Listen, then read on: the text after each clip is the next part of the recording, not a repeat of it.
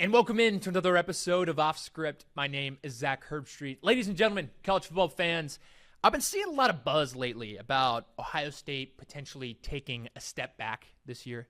And before we get into it today, Ohio State fans, if you haven't already, if you enjoy this channel, if you enjoy college football, make sure to hit that thumbs up button, subscribe to the channel as well. It really helps me a lot, so I appreciate you guys. But getting into it here, they probably have the hardest schedule they've had in years. Probably not an understatement. Play roughly 5-6 ranked teams, starting off with Texas. Iowa could be a ranked team by then.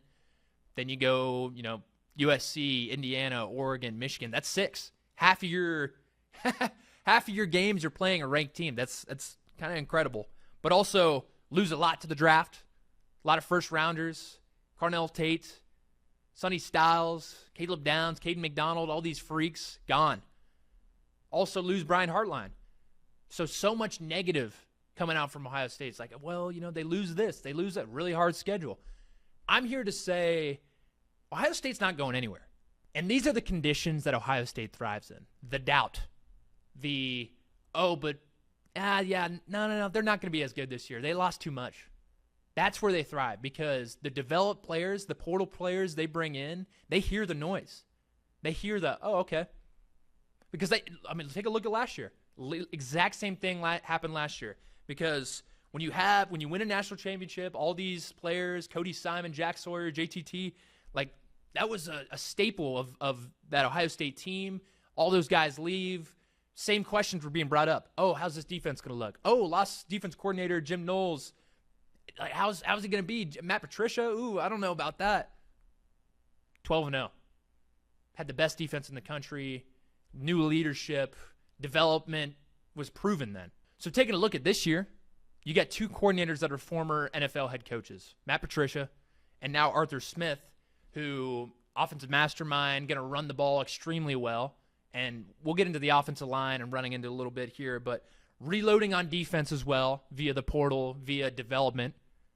And a big name to watch out for is Peyton Pierce, linebacker. Watch out for him. I think he's going to have a huge year, but also bringing back a lot of offensive talent, probably some of the best offensive talent in all of college football.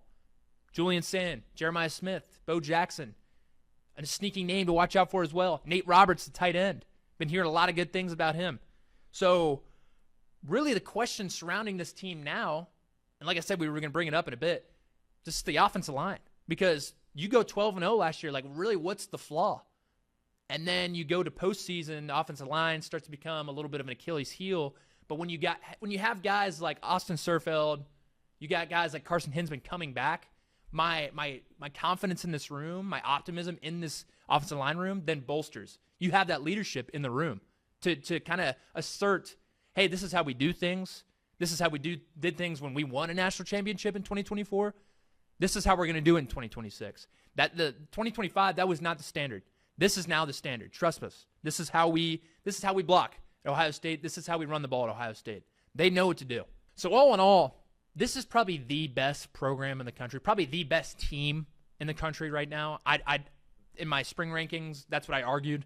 They were sitting at 2. I said they were probably the best team in the country, loaded at every single position. It's just, can they put it all together?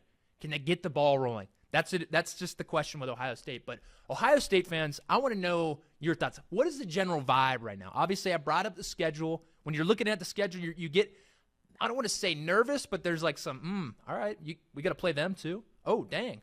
Like, it's kind of like that. So I want to know your general vibes heading into this season. What are your thoughts? I'd love to know. Leave a comment below. But like I said, this is Off Script.